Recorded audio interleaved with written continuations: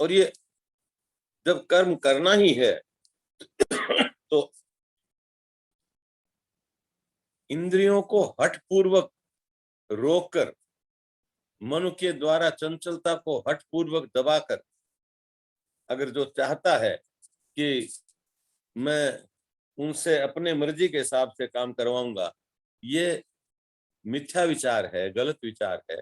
इस तरह से बल के द्वारा रोकी नहीं जा सकती।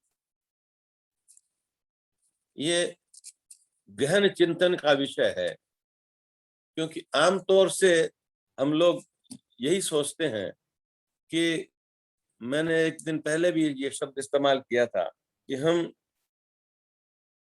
व्यर्थ चिंतन का जो भाव मन में आता है, जो झूठी शेख चिल्ली किसी कल्पनाएं मन में आती हैं, उनको अच्छे चिंतन से दबा दिया जाए। हम जप करें, हम ग्रंथ पढ़ें और उससे उसको दबा करके रख दिया। लेकिन वो दबाया हुआ, यहाँ भी तीसरे अध्याय में भी कहा कि इस तरह दबाया हुआ जो काम है, उससे वो कर्म का आधार खत्म नहीं होता। हमारी भोग में गति रहेगी रहेगी। ऐसी हालत में हमको बहुत गहराई से सोचना पड़ेगा कि हम इसको कैसे समाप्त करें। अब कर्म क्या किया जाए उसके बारे में थोड़ा आगे बताया है कि हम कर्म के द्वारा देवताओं को पुष्ट करें। अब देवताओं का मतलब वो देवता नहीं है जो आमतौर से हम एक देवता का लेते हैं। हमने धरती की जो भी या प्रकृति की जो भी क्रियाएं हैं, उनकी अधिष्ठा के रूप में एक देवता मान लिया है। जैसे सूर्य है, वो देवता माना हमने। चंद्रमा देवता मान लिया हमने। हमने पानी के लिए वरुण को देवता मान लिया। हमने वायुदेव को देवता मान लिया। ये सारी जो क्रियाएं हैं, इन्हीं को देव रूप में देखा है, ताकि इनमें हमको हर चीज में दिव्यता का दर्शन हो, हम उसमें भोग का खोज न करें। लेकिन हमने देवताओं का एक रूप बना करके, उनके चित्र बना करके उनकी पूजा शुरू कर दी।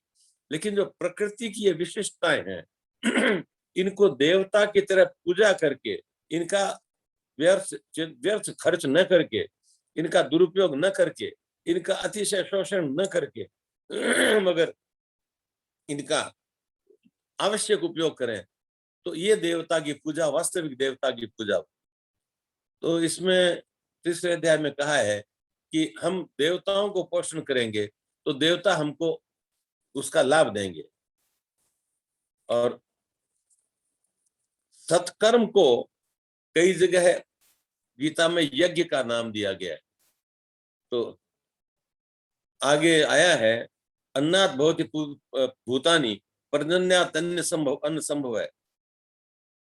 तो अन्न के बिना, उपज के बिना, भोजन उपजाए बिना कोई भी जीव रह नहीं सकता। और हम अगर प्रकृति को देवता मान करके उनका पोषण करेंगे, तो वो पोषण किया हुआ हमको प्रतिफल मिलेगा, हमको धरती ज्यादा वरदान देगी। तो इस पोषण को, इस कर्म को यज्ञ का संज्ञा दी है। यज्ञात् भवति पर्जन्य, यज्ञ कर्म समुद्भव है। तो ये यज्ञ करके, यज्ञ दूसरा इसका अर्थ सत्कर्म में माना है। अपने उद्देश्य की पूर्ति के, अच्छे उद्देश्य की पूर्ति के लिए जो कर्म करते हैं, उसको भी यज्ञ कहा जाता है। लेकिन ब्राह्मणवाद ने, कर्मकांड ने उस भाव को समाप्त करके एक विशेष हवन के कर्म को यज्ञ मान लिया। लेकिन ये गीता के अनुसार ये यज्ञ का अर्थ बहुत व्यापक है।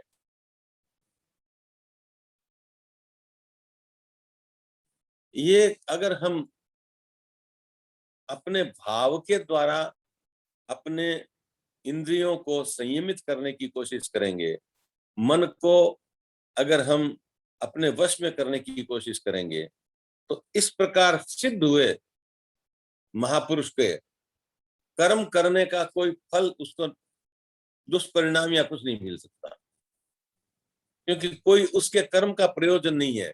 क्योंकि जिंदा है इसके लिए वो कर्म कर रहा है, लेकिन उसको न तो उससे कुछ लेना है, न उसके साथ उसका लगाव है। तो वो कर्म अकर्म हो जाएगा। इसमें आगे कर्म शब्द भी आया।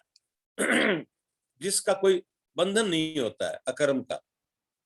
कर्म क्रिया वो होती है जो मनुष्य के पूर्णतः निष्काम होने के बाद जो क्रिया होती है उसको अकर्म कहते हैं, तो वो अकर्म हो जाता है कर्म। ये भगवान ने फिर अपना उदाहरण दिया है कि अगर मैं कुछ भी काम न करूं तो मेरे लिए कोई काम आवश्यक नहीं है, लेकिन मैं सृष्टि की पालना करने में सतत काम में लगा रहता हूं, क्योंकि अगर मैं नहीं पालूंगा तो सृष्टि का नाश हो जाएगा, मेरा कुछ नहीं बिगड़ेगा। तो मैं जब मुझे कुछ भी वांछित नहीं है, मेरे लिए कुछ भी आवश्यक नहीं है, फिर भी मैं लगातार कर्म करता रहता हूँ, तो आप लोगों को तो जीने के लिए आवश्यक है, आप लोगों को कर्म छोड़ना नहीं चाहिए। और आगे ये भी कहा गया है कि कर्म को छोड़ करके ज्ञान का अभ्यास करने से, ज्ञान का अभ्यास है बहुत मुश्किल हो जाता है, वो बहुतों को होता ही नहीं है और वो वर्षों भटकते रहते हैं। अगर कर्म का पहले कर्म अकर्म हो जाए और फिर उसके बाद अगर ज्ञान पर अपन ध्यान दें तो सहज में ही ज्ञान उपलब्ध हो जाता है, ज्ञान की तरह स्थिति मिल जाती है। ये भी कहा गया इसमें कि कर्म योग का और ज्ञान योग का दोनों के फल में कोई अंतर नहीं है, दोनों से उसी प्रकार कल्याण हो सकता है जिस प्रकार एक से हो दूसरे से भी हो सकता है। तो लेकिन अगर कर्म हमारा पूरा नहीं हुआ तो फिर उसके बाद ज्ञान सिद्ध होना बहुत मुश्किल है।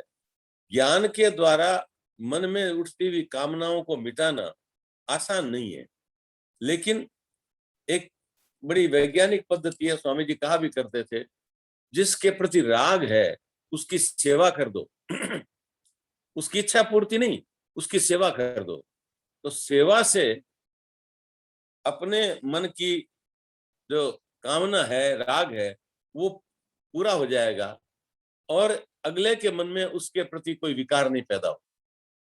अब ये बहुत बारीक चिंतन है कि हम बिना उसके किसी सेवा कैसे की जाए। सेवा के बारे में हमने थोड़ा बात की थी, उसका हित हो, जिसकी सेवा की जा रही है विशुद्ध रूप से उसका हित हो और उसमें हमारा कोई लेन देन नहीं हो, हमारा खाली प्रयास है, वो प्रयास उसी के लिए है, वो सेवा हो गई। तो सेवा के द्वारा हमारा कोई लगाव नहीं है, हमने सेवा कर दी तो उसके प्रति राग समाप्त होता है। मैं एक उदाहरण दूंगा यहाँ। एक महिला आई स्वामी शरणानंद जी के पास। महाराज क्या बताऊं, एक बच्चा था छोटा, अचानक उसको क्या बीमारी भी पता नहीं, उसको मृत्यु हो गई और उसके बाद न खाना अच्छा लगता है, न सोना अच्छा लगता है, न काम अच्छा लगता है बहुत। तो कहा माता तुम एक काम करो, तुम्हारा कर्म में अभी तक आसक्ति है, तो किसी अनाथालय में जाकर के अपने हाथ से बच्चों को कुछ भोजन कराओ, कपड़े पहनाओ, कुछ भी उनकी सेवा करो। और ये सेवा इस भाव से करो कि ये सब भगवान के रूप है, इनकी मैं पूजा कर रही हूँ, और ये आप कुछ दिन करो, फिर उसके बाद देखो क्या होता है। महिला वापस जब आई तो उसने कहा महाराज मेरे भाव में बहुत शांति आ गई मेरे मन में, तो अशांति बच्चे के जाने से थी बहुत मिट गई, इस सेवा करने से ही मिट गई। और यही बात है जो अकर्म होने के बाद भी कर्म जो चालू रहता है और अकर्म होके चालू रहता है, उससे कोई बंधन नहीं होता। इसको और ज्यादा स्पष्ट रूप से भगवान ने बताया है इसी अध्याय में, मयि सर्वाणि कर्माणि सन्यस्याध्यात्म चेतसा निराशी निर्ममो भूत्वा युध्यस्व विगतच्युर। मेरे को सारे अपने कर्म को समर्पण कर दे और कर्तव्य मान करके कर्म कर, आध्यात्म चिंतन के साथ कर्म कर, कामना रहित होकर के कर्म कर, कोई दुख संताप या आशा कामना के वशीभूत कुछ मत नहीं करो, उन सब का समाप्त करके अपना कर्तव्य है इसलिए करो। तो इस कर्म से तुम युद्ध भी करो तो युद्ध में कोई दिक्कत नहीं है इसका, इसलिए तुम ये अपन भाव में शुद्धता लाकर कर्म करो। अगले अध्याय में उन्होंने कहा है, इस श्लोक में जो भाव कहे गए उस भाव के द्वारा जो कर्म होगा उस कर्म को कभी बंधन नहीं बन सकता, वो कर्म कल्याण का ही कारण होगा, बंधन का कारण नहीं हो सकता।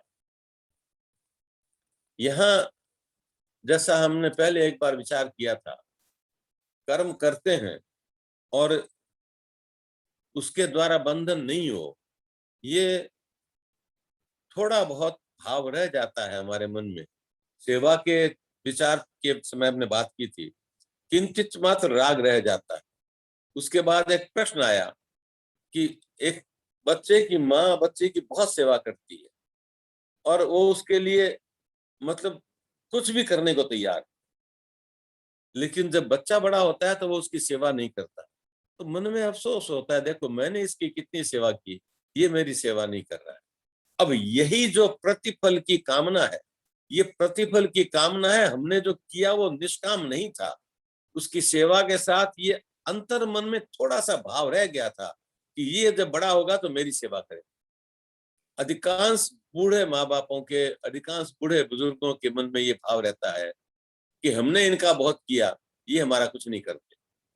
और ये इसलिए होता है कि उन्होंने जो किया वो भविष्य में वापस सेवा पाने का किंचित मात्र मन में भाव था, देखो सब बच्चे सेवा करते हैं, मेरा भी बच्चा सेवा करेगा। एक बड़ी अद्भुत कथा है, थोड़ा सा इसका अंश है, बाकी तो ये बहुत अलग है। एक यहाँ गंगानगर जिले में एक गांव है, जागीर है पुरानी, पीर कामड़िया।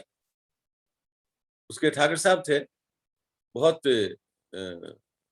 बड़े धार्मिक आदमी थे और ठुकराइन तो बहुत ही ज्यादा धार्मिक, कोई संतान नहीं थी। वो उस इलाके में गंग नहर का पानी आ गया और गंग नहर का पानी मिलते ही जमीनें बहुत महंगी हो गई, बहुत उपज होने लग गई। उपज होते ही वो आय बढ़ गई। अब वो दोनों पति पत्नी आए, जिस दिन ये बात हुई थी उस दिन मैं तो नहीं था, लेकिन पूज्य पिताजी थे वहां शरणानंद जी महाराज के पास। का बाबा जागीर अच्छी है, पहले भी हमारा काम अच्छा चलता था, अब नहर आने के बाद तो धन बरस रहा है, लेकिन कोई उसको आगे चलाने वाला नहीं, हमारे कोई संतान नहीं। स्वामी जी ने कहा देखो एक बात है, संतान होना ये तो संयोग की बात है, आपके तकदीर की बात, लेकिन संतान मानना ये कर सकते हो। उन्होंने सोचा किसी को गोद लेने की बात कर रहे तो महाराज वो किसे गोद लें? अरे गोद क्यों लो, उसको संतान ही मान लो। कैसे? तो स्वामी जी ने एक बाल गोपाल का चित्र दे दिया, लड्डू गोपाल कहते हैं, मूर्ति दे दी उसको, लो ये तुम्हारा सर्वेश्वर है, तुम्हारा पुत्र है, इसको पुत्र मान लो और पुत्र की तरह सेवा करो इसकी, उसका ध्यान रखो, और तुम्हारे मन से जो पुत्र के प्रति अभी भावना है, कामना है, वो इस संतुष्टि से इसकी सेवा से तुम्हारी पूरी हो जाए। अब वो उसका पालन करने लगी। उसी तरह अब सर्दी लगती है, गर्म कपड़े बनाओ, अब इसके लिए खाना, भाई बच्चा है तो ये खाना बनाओ, ये खाना बनाओ। संपन्न थे और सारी बातें उसकी मर्जी से हो भी रही थी। ठाकुर साहब का शरीर छूट गया, माँ अकेली रह गई। उनके देवर थे जो चीफ सेक्रेटरी, राजस्थान सेक्रेटरीट में चीफ सेक्रेटरी थे या चीफ सेक्रेटरी समान कोई पद था, उस पर काम करते थे। उन्होंने, उनके मन में जागीर के लिए बड़ी भारी लालसा हुई कि जागीर मेरे को मिल जाए, इतने उनके खेत हैं अपने, इतनी जमीनें हैं, मुझे मिल जाए। तो उन्होंने कहा अपनी भाभी को कि मुझे गोद ले लो। भाभी ने कहा मेरे तो संतान है, मेरे तो पुत्र है। तो पुत्र है तो फिर गोद लेने की क्या जरूरत हो गई? उनको बड़ा संतोष हुआ, लेकिन ठीक है हम जबरदस्ती करके ले लेंगे। वो जबरदस्ती झूठे कागजात बनाए और कर करा करके जागीर को अपने नाम कराने की कोशिश करी। इनको पता लग गया, उसने तो गुपचुप करी थी, इन्होंने उसको रुकवा दिया। अब वो भगवान ने प्रेरणा दी, इनको पता लगा तो रुकवा दिया। उन्होंने सोचा ऐसे नहीं करती है तो जबरदस्ती करके लेंगे। मैं, थोड़ी कथा है, लंबी है लेकिन सच्ची घटना है। मैं उनको मिला हूँ, ठुकरानी साहिब को, रतन कुमार बाई साहब तो आश्रम, मुझे आश्रम भी आए थे, तो मैं इन लोगों से मिला हूँ, बड़े भले आदमी थे। तो मैं नाम, अब हालांकि शायद नहीं, जिंदा नहीं है, नाम ले भी सकता हूँ। उनके देवर जो थे उन्होंने एक दिन क्या किया, इतनी बड़ी पद पर तो थे ही थे, और वहां कुछ गुंडे इकट्ठे किए, पुलिस वालों को बोल दिया कोई इधर तुम्हारे को सूचना है तो कोई जाना मत, कुछ मत करना, मैं सब सल्ट लूंगा। और छोटा सा एक किले जैसा, गढ़ जैसा बना हुआ था जिसमें रहते थे वो ठाकुर साहब, उसमें हमला किया, उसको घुस जाएंगे और उसका कब्जा कर लेंगे, बुढ़िया को बाहर निकाल। अब वो जाने को तैयार हुए तो इनको आभास मिल गया। तो ये रतन कुमार भाई साहब अपने पुत्र से कहने लगी, देखो बेटा तुम्हारा चाचा है ना, वो क्या कर रहा है तुम जानो, तुम्हारी जायदाद जागीर जाने, मुझे कुछ नहीं मालूम, तुम ही जानो। और एक सांड आया, वो करीब करीब 20-30 गुंडों को लेके आए थे, लाठी तलवार भाले सब लेके आए थे, फायर आर्म शायद नहीं थे उनके पास। एक सांड ऐसा बिगड़ा कि उनको मार मार के भगाया, कईयों को घायल कर दिया। अब गांव के बीच में गढ़ था, अगर सांड पर कोई हमला करे तो गांव वाले उसके खिलाफ हो जाएं। और आखिर सरकारी अफसर थे तो थोड़ा वो भी डर लगता था, नौकरी में चली जाएगी। तो सांड को तो मार नहीं सकते, सांड ने मार मार के भगा दिया। चलो कोई बात नहीं है, थोड़ी देर बैठा है, हम भी बैठे हैं। वो जब तक बैठे रहे उतने दिन तक वो सांड बराबर वहीं रहा और सबको नजदीक आने से मारता रहा। वो हार करके चले गए, पर उन्होंने छल नहीं छोड़ा। तो ये बहुत सीधी थी। एक दिन पांव दुख रहे थे, भाई लोगों के तो बेटे होते हैं, बहुएं होती हैं, बहू पांव दबाती है, पांव दुखते हैं तो बूढ़ी सास का, भाई मेरा बच्चा तो छोटा है, कौन पांव दबाएगा, मेरे तो दुख रहे हैं काम। जो सोचते सोचते नींद आ गई। नींद में उनको आभास हुआ कि कोई पांव दबा रहा है, और थोड़ा सा दबाया और पांव का दर्द हमेशा के लिए चला गया। कोई बहुत सुंदर सी महिला है जो पांव दबा रही। अरे राधा रानी है, ये तो राधा रानी है। अब उनको बड़ा अफसोस हो गया कि मैंने राधा जी को पांव के लिए बुलाया और भगवान ने भेज दिया उनको। इस तरह का एक प्रसंग होता है जब कर्म अपने स्वार्थ के लिए नहीं होकर के अकर्म हो जाता है। जब सारा का सारा अपने पुत्र के लिए हो गया, पुत्र से कुछ आशा नहीं रही, एक बार थोड़ी सी आशा हुई हुई तो भगवान ने इस तरह पूरी की जैसा आज साधारण आदमी के हो नहीं सकता। एक पांव पर राधा जी ने स्पर्श किया, पांव पर, और दर्द हमेशा के लिए चला गया। तो ये अकर्म होने के बाद कर्म के जो प्रभाव होते हैं उनके बारे में थोड़ा सा मैंने इंगित किया है। तो वो बाद में कथा पूरी कर देते हैं। वो तो बाद में जब बहुत वृद्ध हो गई तो पिताजी को कहा कि, पिताजी को भाई की तरह मानती थी, तो भैया अब क्या करूं मैं, कुछ मैं तो जानता ही नहीं कुछ कानूनी कार्रवाई, और वो तो लगातार लगा हुआ है, वो बहुत बड़े पद पर है, तो मेरा देवर तो वो तो गड़बड़ कर देगा, तो मेरे बच्चे को कुछ नहीं मिलेगा। तो पिताजी ने कहा भाई आप इसका एक ट्रस्ट बना दो इनके नाम से। तो उन्होंने सर्वेश्वर ट्रस्ट बनाया, और सर्वेश्वर ट्रस्ट बनाया तो पिताजी ने मेरे को भेजा था कि तुम बीकानेर में, उनका बंगला है, डेरा बोलते थे उनको, वहां जाकर के उनसे बात करके सर्वेश्वर ट्रस्ट की थोड़ी बात उनको बता करके वकील से बात कर दी, वो सर्वेश्वर ट्रस्ट बन गया। खैर वो जो भी हुआ हो, लेकिन ये अकर्म होने के बाद फिर कर्म का कोई अपने लगाव नहीं रहता। दूसरी बात, जब कर्म अकर्म हो जाता है उसके बाद कोई बंधन नहीं रहता, फिर मुक्ति निश्चित है। जिंदा है, उम्र है तब तक जिंदा रह सकता है, लेकिन मुक्ति तो निश्चित है।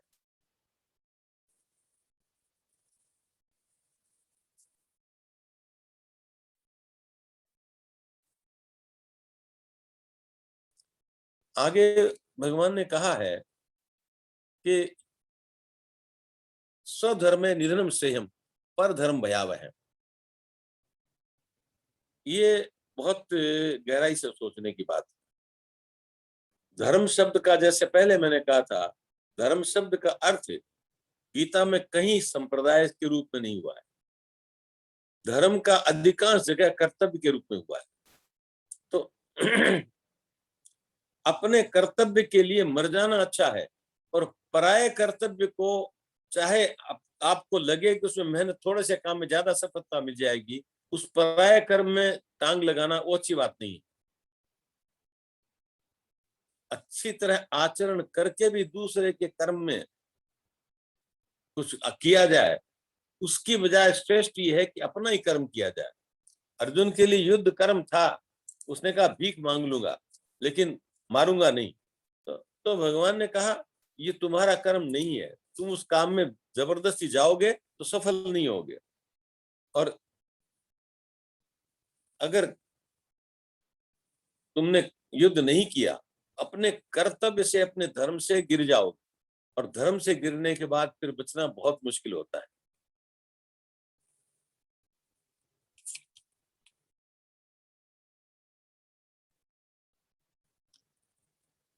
इंद्रियां, मन और बुद्धि, इनको कामनाओं का वास माना है, और इसमें स्थूल शरीर से इंद्रियां सूक्ष्म मानी है। इंद्रियों से मन सूक्ष्म है, मन से बुद्धि सूक्ष्म है, परे है, और बुद्धि से भी ऊपर वो कामना है जो अति सूक्ष्म है, लेकिन वो जब तक नहीं निकलती तब तक हमारा कर्म बंधन का कारण होता है, कल्याण का कारण नहीं होता।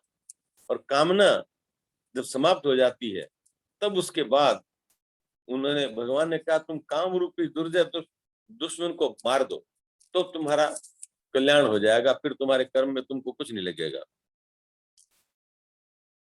भगवान ने आगे कहा ये ज्ञान मैंने पहले, अब ये अध्याय तीसरा अध्याय यहाँ संपूर्ण होता है, चौथा अध्याय आ गया। चौथे अध्याय में भगवान ने कहा ये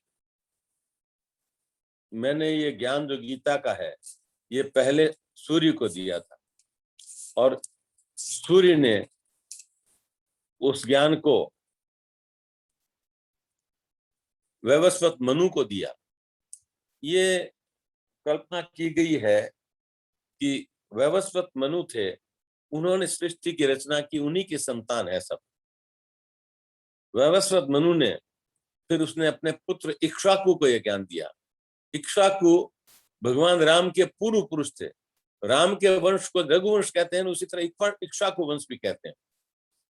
तो इक्ष्वाकु को दिया, और इक्ष्वाकु से फिर वो राजा के रूप में आए तो उन्होंने अपनी प्रजा को दिया। अर्जुन ने एक प्रश्न किया कि अगर आपने सूर्य को दिया और सूर्य ने मनु को दिया, मनु ने इक्ष्वाकु को दिया, वो तो बहुत पहले हो गए थे, आप तो अभी हो, आपने कैसे दिया? तो उस पर उन्होंने आत्मा की अमरता का बोध कराया भगवान ने कि ऐसा कोई समय नहीं था जब तू नहीं था और मैं नहीं था। हमारे शरीर दूसरे हो सकते हैं लेकिन तू भी था, आत्मा के रूप में मैं भी था। तो हो सकता है उस वक्त ये शरीर नहीं हो मेरा, लेकिन फिर भी मैंने वो दिया तब मैं ही था, आत्मा मेरी थी। इसके आगे आज का प्रसंग यहाँ संपूर्ण करेंगे। 4 श्लोक हैं, जो 5 श्लोक हैं जिनके बारे में स्वामी रामसुखदास जी महाराज ने कहा था, इन 5 श्लोकों का रोज पाठ अगर पूरे भाव से पूरा अर्थ समझ करके कर लिया जाए, इनमें है भी, लिखा हुआ भी इसमें यही है, तो फिर उसका पुनर्जन्म नहीं होता। लेकिन हमारे में इतनी भावना, इतनी एकाग्रता, इतनी तन्मयता, इतना समर्पण आना बहुत मुश्किल है। जब तक वो आता है तब तक अगर शरीर छूट जाए उसके बीच में, तो भी इससे फायदा ये है कि उसके बाद, स्वामी जी का अपना कहना है, इसमें नहीं लिखा कि ये रोज पाठ करने वाले को पुनर्जन्म होगा तो मनुष्य रूप में होगा, और मनुष्य के रूप में होकर के उसकी बुद्धि में पूर्व जन्म का जो पवित्रता है, वो पवित्रता का आभास हमेशा रहेगा। वो श्लोक है, अजोपि सन्व्यपात्मा भूतानाम ईश्वरोपि सन् प्रकृति सामधिष्ठाया संभवात्मा अस्माया। मैं अजन्मा और अविनाशी हूं, फिर भी प्रकृति के और संपूर्ण प्राणियों का ईश्वर भी हूं। भूतानाम ईश्वरोपि सन्, प्रकृति को अपने अधीन करके अपनी योग माया से प्रकट होता। यदा हिदाय धर्म से ग्लानिर्भवति भारत है अभ्युत्थानम धर्मस्य तदात्मन सृजाम्यहम्। जब जब भारतवर्ष में अधर्म पैदा होता है तो मैं धर्म को स्थापना के लिए और अधर्म के नाश के लिए मैं पैदा होता हूँ। परित्राणाय साधूनाम विनाशाय दुष्कृताम धर्म संस्थापनाय संभवामि युगे युगे। साधुओं को, भक्तों की रक्षा करने के लिए, दुष्कर्म करने वाले पापियों का नाश करने के लिए और धर्म की स्थापना के लिए मैं हर युग में आता हूं, प्रकट होता हूं।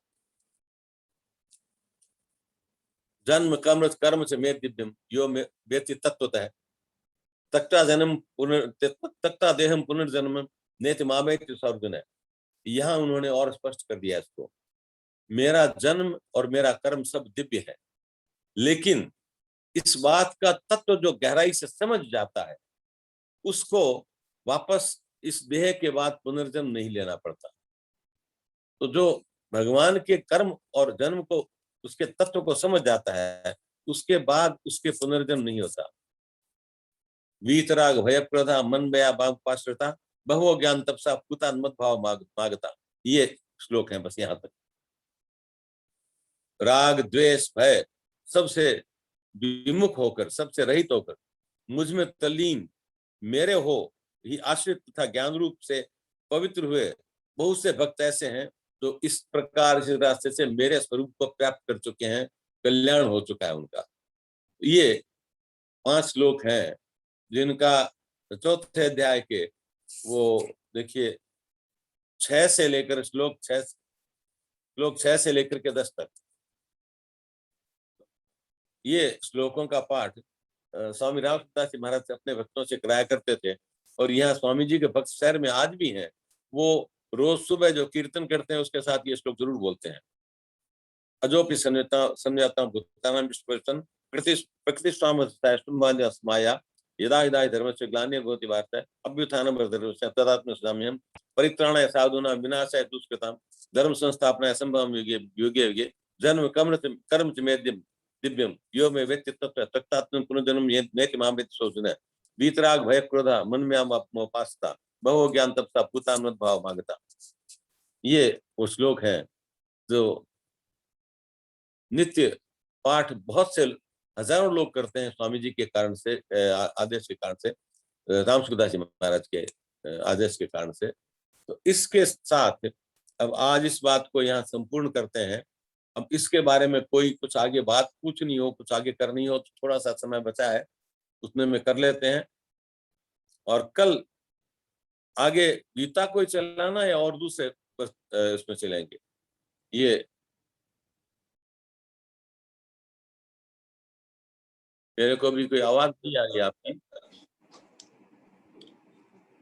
गीता ही चलन दो पापा। ठीक है। और कोई प्रश्न, कोई शंका?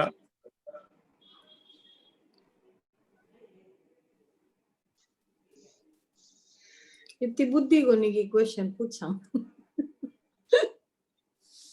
देखो, कर्म के बारे में सभी धर्मों ने बहुत व्याख्या करी। जैन में भी धर्म कर्म की बहुत व्याख्या है। वो निकाचित कर्म और कौन से कर्म और उनकी बड़ी बड़ी गहरी व्याख्या की। लेकिन यहाँ इतनी बारीकियों में जाकर के उलझाने की बात नहीं है।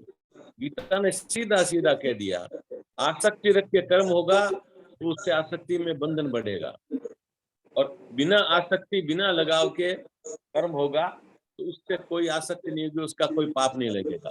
अब यहाँ तक कह दिया युद्धस्व विगता जुड़ा। अभी हमने देखा ना, सुना कि मई सर्वाणी कर्माणि सन्निष्ठाध्यात्म चेतसा निराशी निर्मम भूता युद्धस्व विगता जुड़ा। युद्ध भी करोगे, चिंता मत करो, पाप नहीं लगेगा। और इसके अगले श्लोक में तो और ज्यादा स्पष्ट कर दिए। ये कर्म के बारे में, कर्म और अकर्म, इसके बारे में सीधा सीधा एकदम गीता का ही कहा था। उपनिषदों में बहुत व्याख्या दी गई है, लेकिन गीता ने उन व्याख्या को बहुत सीधे रूप में इस तरह समझाया है कि साधारण आदमी समझ सके। इसमें बात यह है कि अर्जुन के भाव से किया गया है, लेकिन हम अपने आप को अर्जुन की जगह बैठाएंगे तो ये सारी बात हमारे लिए उतनी उचित लगेगी, उतनी सही लगेगी जितनी अर्जुन के लिए थी। और ये हर आदमी के लिए है। तो सर्वोपनिषदो गाओ दुग्धा गोपाल नंदन पार्थो वत्स सुधीर वक्ता दुग्धं गीता मृतंग है। ये गीता की महिमा में कहा गया है। सारे उपनिषद गाये हैं और अर्जुन बछड़ा है, इसलिए ग्वाला बनकर तू भी सुन ले उनका गीता कुछ, करके इसको सुना दे बर्थडे वाले दिन। उसको अगर हम दूध दू करके देते हैं भगवान, वो गीता है जो दूध दू करके दिया गया है, वो अमृत रूप है। दुग्धं गीता अमृतम महत, दुग्ध रूपी जो अमृत है वो गीता। तो गीता वेद और उपनिषद के गहन चिंतन को बहुत सीधा और स्पष्ट रूप में लिखा गया है। इसीलिए कर्म और कर्म की और लंबी चौड़ी व्याख्याएं बहुत है, सभी धर्मों में है, लेकिन ये इतना एक शब्द में, राग के साथ कर्म करोगे तो बंधन होगा, वितराग होकर कर्म करोगे तो उसका कोई बंधन नहीं है। और कर्म तो करना ही पड़ेगा, कर्म के बिना रह ही नहीं सकता। अपना कर्म करोगे तो अपने कर्म से कल्याण हो जाएगा। आपका काम कुछ है, दूसरे के काम में टांग लगाओगे तो वो तुम्हारे लिए हितकर नहीं होगा। और कोई बात? काल वास्ते मैं पूछना चाह रही सा कि it is very easy to say कि मन तो कंट्रोल करना बहुत मुश्किल है कि अपन कोई भी कम करे में राग नहीं है। बिल्कुल ठीक बात है, और वो बहुत महत्वपूर्ण विषय, इनके बारे में आगे गीता में एक श्लोक आयो है।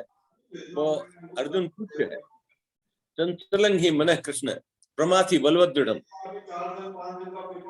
ये वो कहे कि इत तो चंचल है, इत तो, मैं पहले ये श्लोक सुना भी चुका, इत तो बलवान है, इत तो मतवालो है और जिद्दी है।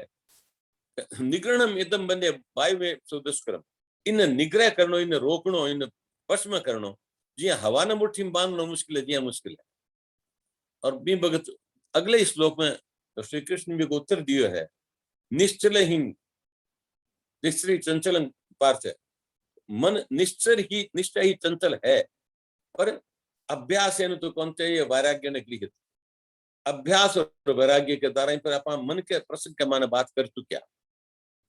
अभ्यास और वैराग्य के द्वारा, अब अभ्यास एक तो है कि सजगता रखते, भाव तो आसी, राग भी आसी, लगाव भी आसी, लेकिन वो भाव राखी जनी लगाव नहीं राख। आप अभी को बाद में बिना लगाव के होने को प्रयत्न करता रहे तो धीरे धीरे करता वो लगाव कम होता चले इसी, और भगवान करे बहुत जल्दी से मिल जावे।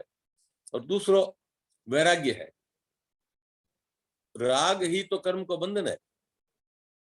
वैराग्य को मतलब कोई नहीं साधु बन जाओ, और वैराग्य को मतलब है राग निवृत्ति हो जाओ। और राग निवृत्ति होने क्यों, मन को चंचलता अपने आप को मुझे, और मन की चंचलता पर आगे गीता में क्या भी है, प्राणायाम को बताया है, ध्यान को बताया है, इनका बहुत संक्षेप में सबका थोड़ा थोड़ा वर्णन करे, ताकि जगह की जबकि रुचि है वो भी के बारे में और गहराई से अध्ययन उपनिषद में देख लो, दूसरा ग्रंथा में देख लो, लेकिन एक रस्तो तो मिल जावे। वो अभ्यास की और वैराग्य की बात, और हरदम सजगता, अरे मैं तो करे तो काम मन यहाँ नहीं करना चाहिए, मैंने अबार वो उचित को नहीं मारा वास्तव कर, भाव राग का सागर नहीं करूं, काम तो करूं लेकिन बिना राग के करूं, बस आ सजगता है जबकि धीरे धीरे करता राग मिटा दिश। प्रार्थना करा। हाँ सा, प्रार्थना टाइम हो गया होगा। मेरे नाथ आप अपनी सुधामयी सर्वसमर्थ पतित पावनी अहेतु की कृपा से मानव मात्र को विवेक का आदर तथा बल का सदुपयोग बल का सदुपयोग करने की सामर्थ्य करने की सामर्थ्य प्रदान करें, प्रदान करें, जिससे वे जिससे वे दुख के सुख दुख के बंधन से बंधन से मुक्त हो। क्षमा, पहली प्रार्थना को ले लियो मैं। चलो कोई बात नहीं, आपके पवित्र प्रेम का वो ही कर दिया। आपके पवित्र प्रेम का आस्वादन करते हो जाए। आस्वादन कर हो तो जाए। पहली प्रार्थना को थोड़ा खंड आगे भी वो पहले छूट गयो। ओम ओम ओम ओम। अरे भाई साहब देखा है, जतनी भाई साहब देखा है। प्रणाम भाई साहब।